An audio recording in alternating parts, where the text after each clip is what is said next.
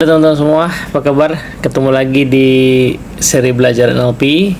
Kita mau lanjutin bahas buku ini ya, terutama di bagian presuposisi NLP yang kita masih melanjutkan bahasan yang lalu. Saya kali ini mau bahas mungkin dua sekaligus ya presuposisi. Yang pertama adalah the meaning of your communication lies in the response you get.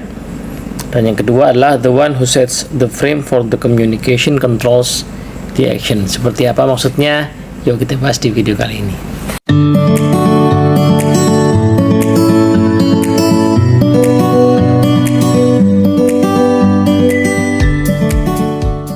Halo teman-teman, assalamualaikum warahmatullahi wabarakatuh.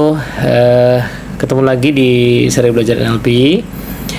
Kita sekarang masuk ke dalam beberapa presuposisi NLP yang berkaitan dengan komunikasi ya. Dan ini menurut saya sangat powerful karena membuat kita lebih paham bahwa sebenarnya dalam komunikasi itu meskipun dua arah ya, tetapi sebenarnya tanggung jawab utama itu ya tetap ada di diri kita sendiri. Ya, kita tentu saja bisa menyalahkan orang lain yang nggak paham maksud kita, yang salah paham, salah menangkap niat baik kita, itu hal-hal yang tidak bisa kita kendalikan. Tetapi ternyata kalau direnung-renungkan ya, penyumbang dari miskomunikasi itu pertama-tama dan utama adalah diri kita sendiri dulu gitu ya. Nah, presuposisi yang saya mau bahas duluan adalah judulnya The Meaning of Your Communication Lies in the Response You Get. Makna yang sesungguhnya dari komunikasi itu terletak pada respon yang Anda dapatkan. Jadi kalau saya bermaksud mengajak seorang kawan untuk aktif dalam sebuah kegiatan misalnya, dan ternyata kawan saya tidak berminat, maka saya nggak bisa sekedar menyalahkan bahwa wah dia orangnya nggak asik, wah dia orangnya nggak mau gabung sama teman-teman gitu ya. Tapi yang pertama-tama harus saya evaluasi adalah berarti makna dari komunikasi yang saya sampaikan ke dia itu memang nggak menarik mungkin itu, atau setidaknya tidak terlalu menggugah dia sehingga ya memang dia nggak tergerak gitu. Jadi sebaik apapun, sesungguh-sungguh apapun saya tadinya merasa pada saat mau mengajak dia, kenyataannya kalau dia nggak ngerespon, kenyataannya kalau dia tidak berminat, ya berarti cara saya menyampaikan memang mungkin nggak menggugah, nggak menarik, nggak menginspirasi.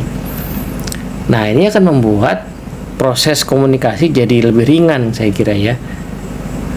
Nanti someday kita akan bahas presuposisi lain yang tidak hanya berkaitan dengan komunikasi tapi agak lebih luas ya. Namanya there is no failure on feedback. Jadi nggak ada yang namanya kegagalan, yang ada umpan balik, terutama di kata feedback itu ya. Kalau kita kaitkan dengan contoh yang tadi, saya ngajak teman saya dan dia nggak tertarik, itu berarti proses komunikasi saya mungkin nggak menarik, nggak cocok dengan dia, nggak menginspirasi dia, nggak menggerakkan dia. Tapi ya jangan terlalu berlarut juga, karena itu hanya ngasih tahu kita bahwa ada yang perlu diperbaiki dari cara kita berkomunikasi. Nah, artinya orang tua misalnya yang bermaksud untuk mengajak anaknya membangun kebiasaan baik, merapikan kamar lah, belajar lah gitu ya, mengisi waktu dengan kegiatan positif lah. Kalau kenyataannya anaknya nggak bergerak atau belum bergerak, berarti ya komunikasi yang kita sampaikan itu belum efektif, belum mengena, belum menggugah gitu. Gitu aja ya, karena indikatornya adalah tergerak nggak orangnya. Indikatornya adalah apakah orang yang saya ajak bicara, orang yang saya komunikasikan itu tergerak nggak. Nah, tapi kok dibalik ya, sebenarnya bisa juga kayaknya kita nggak effort terlalu besar, kayaknya kita nggak terlalu ngoyo mengkomunikasikan, kok orang bergerak. Ya udah, berarti sebenarnya kadar komunikasi yang kita anggap ringan itu sudah cukup ya, sudah memadai bagi untuk menggerakkan orang gitu. Nah, jadi kembali lagi ya, bukan soal seberapa besar effort kita, tetapi apakah effort itu berdampak atau tidak pada orang lain. Nah, maka dari itu, nah kenapa nih saya mau ajakin sekaligus bahas presuposisi yang berikutnya, the one who sets the frame for the communication controls the action.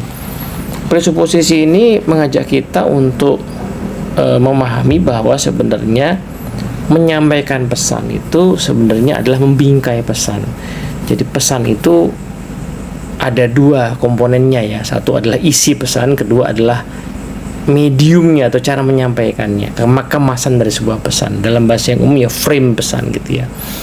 Nah, tidak hanya isinya yang penting, tapi bagaimana pesan itu dikemas itu menentukan ya dampak yang dihasilkan dari sebuah komunikasi.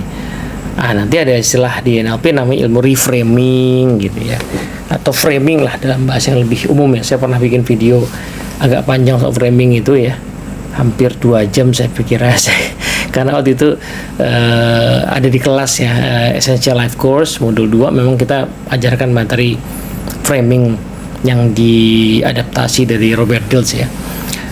Nah, dalam konteks komunikasi kita tadi ternyata indikator utamanya adalah respon dari orang lain, berarti penting bagi kita untuk menyampaikan pesan yang nggak cuma mikirin inti pesannya, tetapi mikirkan bagaimana pesan itu dikemas sehingga kita perkirakan orang akan menerima pesan itu seperti harapan kita. Jadi masuk akal nih tadi kenapa kadang-kadang ada komunikasi yang tidak pakai effort, tapi ke orang bergerak gitu ya. Bahkan mungkin kalau orang sudah sangat dekat ya, anggota keluarga gitu ya, suami istri, orang tua anak yang sangat dekat itu kadang-kadang komunikasinya kayak simbolik banget gitu loh. Jadi sang istri ngomong apa gitu, sekilas ya kalimatnya kayak nggak jelas, tetapi suaminya nangkep maunya apa gitu ya. Atau anaknya ngomong apa, orang tuanya nangkep gitu. Kenapa? Karena ya di dalam sebuah pesan selalu mengandung tadi tuh kemasan yang akhirnya orang nangkep maksudnya apa. Nah, berarti kalau dikaitkan dengan presuposisi sebelumnya, pada saat kita ditolak ya ajakan kita, atau pada saat orang nggak bergerak sesuai dengan harapan kita, maka ya jangan buru-buru menyalahkan orang lain yang mungkin tidak pengertian, tidak komunikatif, tidak kooperatif maksud saya. Tetapi evaluasi dulu cara kita membingkai pesan itu, cara kita menyampaikan pesan itu. Mau menyampaikan pesan berupa umpan balik ya ke orang yang memang mungkin layak diberikan umpan balik. Tetapi misalnya penyampaiannya di dalam konteks yang di depan umum misalnya yang ternyata bikin orang tersinggung, pesan umpan baliknya tentu saja mungkin benar dan akurat gitu. Tapi ketika itu dikemas di suasana yang tidak pas, orang nggak nangkep, yang ditangkap malah seolah-olah kita kasar atau julid begitu ya, atau nyinyir begitu. Jadi bisa jadi memang proses kita mengemas pesan itu sama pentingnya dengan isi pesan itu. Saya nggak mengatakan bahwa inti pesan tidak penting ya. Mohon jangan disalahpahami kalau di NLP itu meskipun NLP banyak bicara soal struktur, tetapi isi itu tetap penting gitu. Nah, hanya saja kadang-kadang isi itu kan tidak bisa di otak-atik ya. Kayak tadi contohnya saya memang harus menegur seseorang karena ada kesalahan gitu ya. Pertanyaannya adalah bagaimana proses saya menegur, bagaimana saya mengemas supaya dia tuh nangkep gitu bahwa itu tuh salah, bahwa dia itu tuh harus diperbaiki. Jangan sampai yang ditangkap hanya ketersinggungannya aja, jangan sampai dia nggak nangkep esensinya gitu ya. Kira-kira makanya ada sebuah quote atau nasihat ya, dia yang bisa dibisiki itu tidak perlu diteriaki katanya. Ada sebagian orang yang memang kalau nyampein pesan ke dia itu cukup pakai kalimat yang lembut saja nangkep, jadi dikemas dengan kalimat yang lembut itu nangkep tuh orang itu ya. Tapi ada sebagian lagi orang yang kadang perlu diomelin, dimarahin gitu ya. Artinya feedback itu perlu dikemas di dalam sebuah omelan supaya dia bisa nangkep, supaya responnya seperti yang diharapkan gitu. Nah, presuposisi ini nanti yang melandasi beberapa materi kita ya. Kalau di teman-teman yang belajar NLP di Indonesia Society ada modul kedua Relationship Excellence, itu pelajaran pertama adalah bicara soal outcome-nya, tujuan dari komunikasi. Ini satu poin yang kadang-kadang orang luput pada saat saya mau berkomunikasi dengan orang, itu luput menetapkan dengan jelas saya mau apa sih dari komunikasi ini. Saya tuh pengen ngobrol santai atau pengen cari teman debat gitu. Kadang suka ketukar tuh ya. Harusnya tujuannya hanya ngobrol santai, kok ujung-ujungnya jadi debat misalnya gitu ya. Debatnya debat kusir yang pakai emosi pula gitu. Kenapa? Ya karena tidak sejak awal di frame ini percakapan ini mau saya tujukan untuk apa. Yang kedua ya, di dalam modul 2 itu juga kita pelajari ternyata yang disebut sebagai framing ya, cara mengemas pesan itu banyak ya. Dan ya kalau kita mengambil referensi dari Robert Dilts aja ya, bukunya Sleight of Mouth itu paling tidak ada 14 pola ya. 14 pola framing untuk mengemas pesan supaya hasilnya, responnya seperti yang kita harapkan. Itu di luar tadi ya, di luar pacing kita dulu, connect dengan orang lain dan lain sebagainya, di luar kepekaan kita. Tetapi paling tidak kita punya banyak cara lah ya mengemas pesan supaya kita bisa memperkirakan respon yang kita dapatkan. Nah, berarti kalau dibalik ya, kemarin kan kita bahas tuh di video sebelumnya, we cannot not communicate kan ya, kita nggak bisa nggak berkomunikasi. Menariknya ternyata sebenarnya kita yang lagi diam saja gitu ya, itu kan di posisi itu ya, itu mengatakan bahwa kita lagi diam tuh sebenarnya mengkomunikasikan sesuatu kan. Ternyata diam kita itu sebenarnya juga sudah merupakan framing terhadap sebuah pesan ya kan. Orang yang ngambek ya, itu sebenarnya kan bisa mengatakan kepada orang lain bahwa aku ngambek ya, itu atau aku marah. Tetapi kalau ngomong begitu kadang-kadang orang malah jadi ketawa, jadi lucu, jadi nggak nangkep gitu. Maka lebih baik pesan aku marah itu, aku ngambek, aku nggak suka itu dikemas dalam bentuk sebuah perilaku. Perilakunya adalah diam saja misalnya gitu. Nah, ini menarik nih gitu ya. Karena kadang-kadang suami istri begitu ya, ada suami istri yang karena tidak ingin menumpuk-numpuk benih-benih percekcokan dalam rumah tangga ya, mereka lebih sering kalau ada ketersinggungan itu diem dulu ya, nanti akan bicarakan tapi diem dulu. Orang sering menganggap bahwa diem itu sebagai ngambek dan sebagainya atau memendam emosi, tapi ternyata beberapa orang tuh suka diem karena itu semacam ngeframe ya kepada pasangannya bahwa ntar dulu nih, saya lagi kesentil, saya tersinggung, saya tidak ingin bicara dulu karena saya sedang ingin merecover ya emosi saya. Nanti kalau sudah reda saya akan bicara.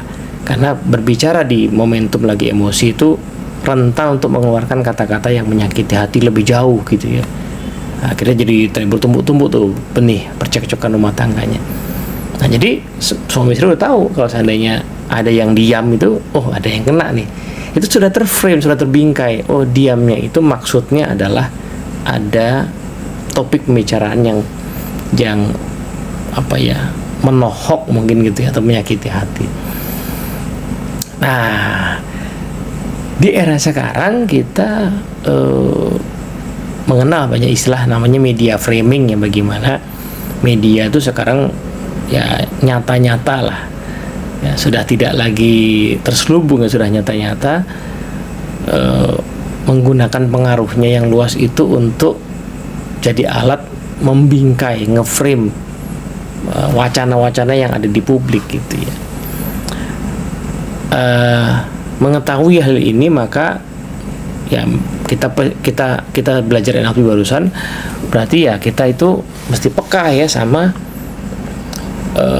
pesan-pesan yang kita baca di media, terutama media sosial, terutama media yang gratis ya. Karena kalau media gratis itu berarti kita adalah produknya, kita yang jadi objek dari berita itu, kita yang lagi di frame gitu, kita yang lagi dibingkai pesan-pesannya supaya kita merespon seperti harapan si pengirim pesan. Nah, maka dari itu kita mesti kritis nih. Presupposisi barusan itu mengajak kita berkritis. Karena media yang ngirim pesan ke kita itu, dia lagi nge-frame sesuatu, dia pengen mengontrol pikiran kita, dia pengen mengontrol tindakan kita. Kalau bisa kita bongkar dulu sebelum kita mengambil reaksi atas berita atau informasi yang kita terima gitu ya. Nah, berpikir kritis itu salah satunya adalah konteksnya seperti ini. Yakinlah bahwa semua pesan yang sampai pada kita, terutama di media sosial, terutama di media-media yang gratis kita aksesnya, itu pasti mengandung framing ya. Nah, kita mesti jeli, ini framingnya apa nih, kita diharapkan merespon seperti apa gitu ya. Sampai sini dulu, moga-moga bermanfaat. Assalamualaikum warahmatullahi wabarakatuh.